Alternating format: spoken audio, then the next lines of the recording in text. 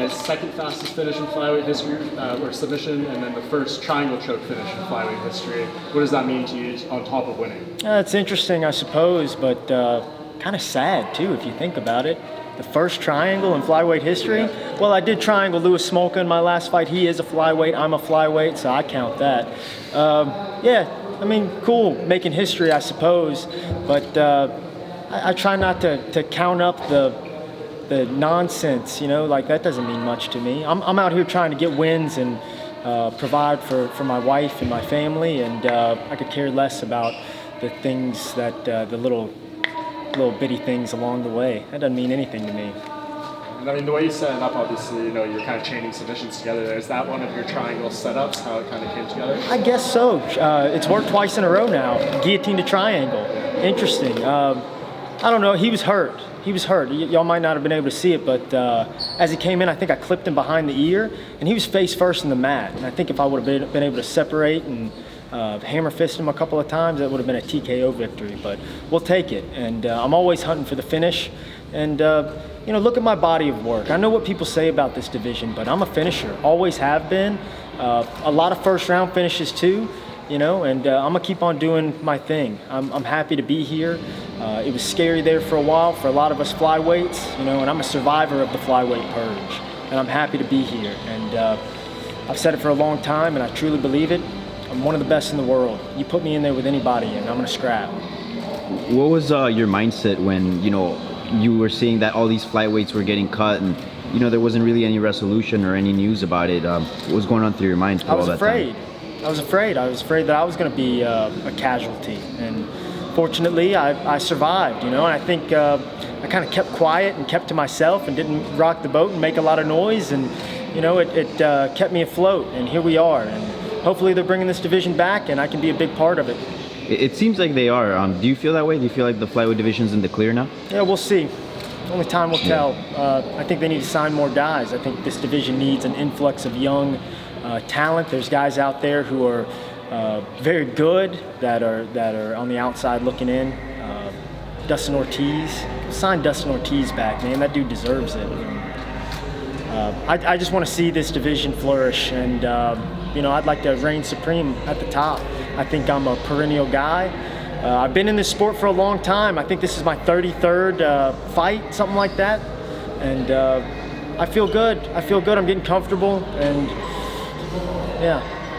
Kind of a big announcement afterwards, pending fatherhood. Congratulations. How much of an added motivator was that tonight? It's just in the back of my mind. All I could think about on my walk was my wife, and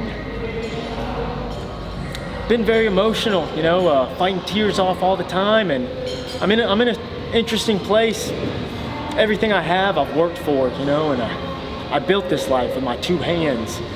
And I tell people all the time, you know, I don't come from much. I never excelled at anything. Rode the bench my entire athletic career. I barely graduated at the bottom of my class in the state of Louisiana, which some people don't even, I think it's ranked number 48 in education, and graduated at the bottom of my class.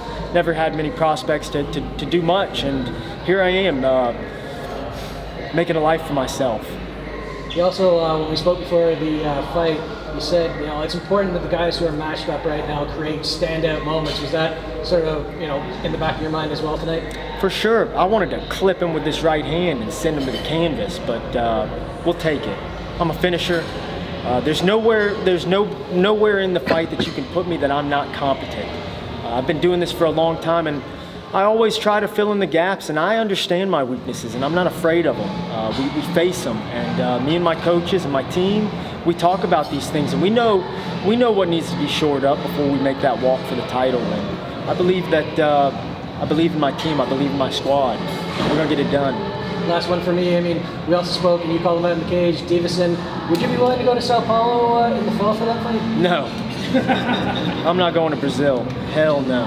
He's going to have to come here. I refuse to go to Brazil. I've just seen too much. You know, Davison Figueiredo got dropped on his head 4 or 5 times by Jared Brooks and lost a decision. And if that was in the United States, it could have been 30-25. I don't know. He definitely didn't win that fight. So no, I'm not going to Brazil. You're likely a top-10 fighter after this victory. What's the path to the title? Is that where your mindset's at? Figueiredo's the path. Yeah. Or I don't know. I've won 4 in a row. Henry's out touring South America, hanging out with Brazilian supermodels, and I'm not mad at him. But if he's not going to keep the division afloat, then somebody does have to. And Joe Benavidez is the clear-cut #1 contender. And if they're looking for a guy, I know somebody. You'd be willing to fight Joe B? I love Joe Benavidez, close friends, but I have to fight all these guys. And it'd be an honor to step in there with a legend like Joseph Benavidez. I've been watching Joe Benavidez since I was 16 years old. I hadn't even stepped foot inside a gym or started competing. I still thought I was going to play in the NFL. So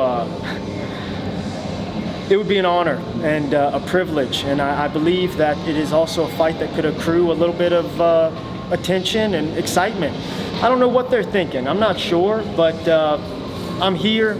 I'm ready to go out there. I can never guarantee victory. I'm not the type of guy, but every single time I step out there, I'm gonna bring it.